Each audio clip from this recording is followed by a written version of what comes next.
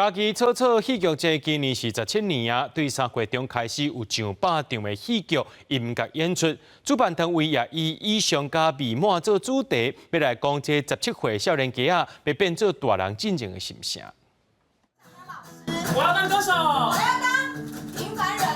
讲到家己的梦想，唱出来17岁少年人的心声，这是棍剧团和公馆青少年为着家己草草戏剧节所准备的表演。今年是草草戏剧节第17年，所以以17岁做主题。这是一个对未来足无确定的年纪，有人面对着考试压力，有人面对着爱情的烦恼，有人咧思考性别议题。在这个年纪有青春的滋味，但是嘛有真侪代志拢无确定。探讨就是讲较多元性别现象的嘛，其实。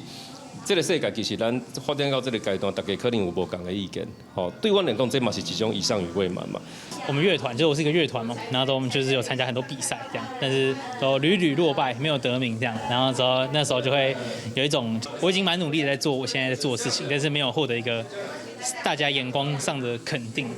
草草戏剧节今年第17档，7点团队把这届的主题合作意象甲美满，拢总会规划900场的戏剧音乐演出，让大家会当哪看表演哪受当时大家伫咧迄个要满18岁的年纪拢咧受伤。今年主题跟以上与未满，你卡在某一种生命状态，是好像超越了什么，但又有一点卡在不上不下的彷徨的生命状态。